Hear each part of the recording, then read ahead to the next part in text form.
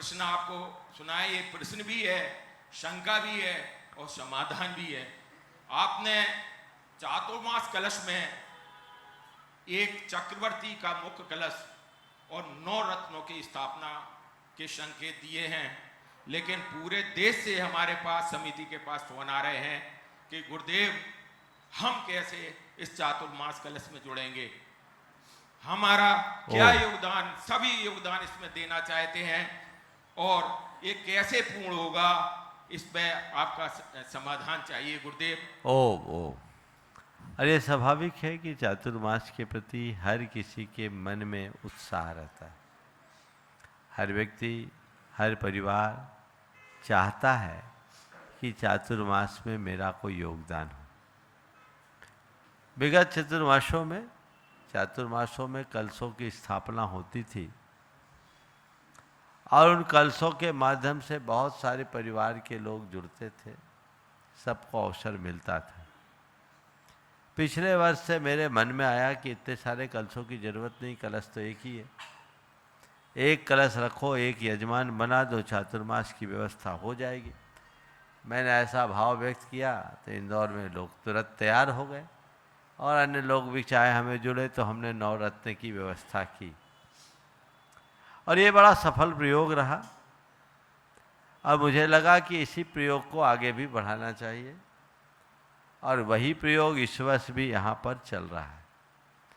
चातुर्मास में एक मुख्य व्यक्ति जिसे चातुर्मास चक्रवर्ती के नाम से संबोधा जाएगा और उनके करकमलों से यहाँ चातुर्मास का कलश स्थापित किया जाएगा। यह वह परिवार होगा जिसका इस चातुर्मास में सबसे महनीय योगदान होगा।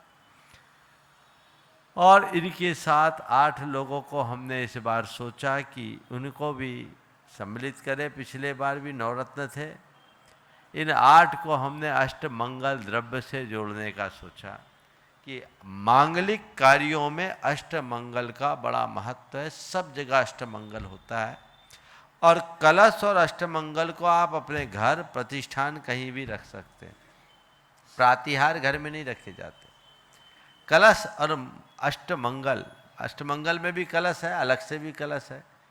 तो हमने कहा मंगल कलश आप एक मंगल के प्रतीक में रखते हैं, तो इस बार अष्टमंगल रख लेते हैं। इनका नाम 9 रत्न की श्रेणी में होगा और चातुर्मास के अंत में इन्हें उसी रूप से नवाजा जाएगा।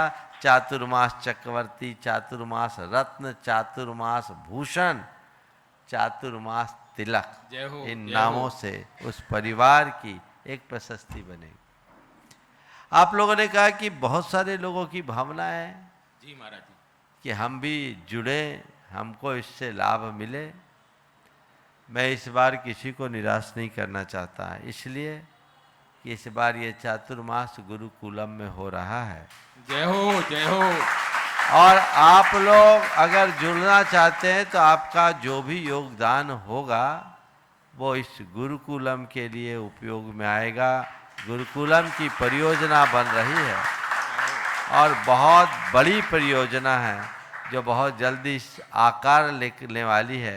हमारे कमेटी पूरी उसकी नक्शे वगैरह की तैयारी कर रही है और मैं समझता हूँ अतिशीघ्र वह पूरी होगी और जब आप सबके बीच सामने आएगी तो आप भी उसे पूर्ण करने के लिए तत्पर होंगे। जी महाराज। तो मैं तो चाहता हूँ जितने भी भक्त लोग चातुर्मास कलश स्थापना में जुड़ना चाहते हुए हताश मत हो।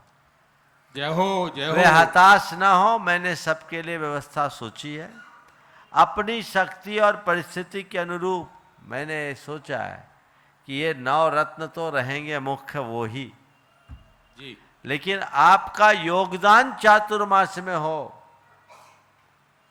तो हमने इस बार गुरुकुल गौरव के रूप में एक स्थान दिया, दूसरा गुरुकुल नायक के रूप में एक स्थान दिया, जय हो, तीसरा विद्या विभूति का स्थान दिया जय हो, और चौथा गुरुकुल मित्र के रूप में आपको जय हो। इन चारों को नंदावर्त स्वस्तिक स्थापित करने का सौभाग्य मिलेगा। जय हो। और ये सब एक जगह हमारे ही कक्ष में विराजमान होंगे, जहाँ पूरे चातुर्मास की आराधना होगी। और ये सब मंत्राराधना से संयुक्त होंगे। चातुर्मास के उपरांत जिनका जिस रूप में योगदान होगा, गुरुकुल 9 रतन तो लगभग हो ही गए, क्लोज ही समझिए, जो हैं मेरे ख्याल से सब हो ही गए, मान के चलिए। अब बाकी लोग और जो नीचे अपना योगदान देना चाहते हैं चातुर्मास में, किनको जुड़ना है बोलिए, मैं एक को वंचित नहीं रखूंगा। अब बोलियां तो लगती नहीं है, अब आपको बोलना है। क्या बोलना आप तय करें, किस रूप में आपको जुड़ना आप तय करें। हाँ, भाव रखो कि मेरा किसी न किसी रूप में योगदान जरूर लगे। ये चातुर्मास एक निमित्त है, तुम्हारा ये द्रव्य औदार्य एक साथ इन गुरुकुल के निर्माण, इन 9 निहालों के भविष्य के निर्माण में भी कारण बनेगा। दोहरा लाभ आपको प्राप्त होगा। तो आप जिस रूप में जुड़ना चाहते हैं, मैं पूरे देश के लोगों से कहूँगा, आने वाले 13 तारीख तक आज से ही जो नाम अपना देना चाहें, बहुत नाम तो आ चुके हैं, यहाँ नाम ऑनलाइन आप प्रेषित कर सकते हैं। आज आए तो आज भी, अभी भैया जी उसका डिटेल आप सबको बताएंगे, और आज ना आए तो आगे पीछे आप दे करके काम कर सकते हैं।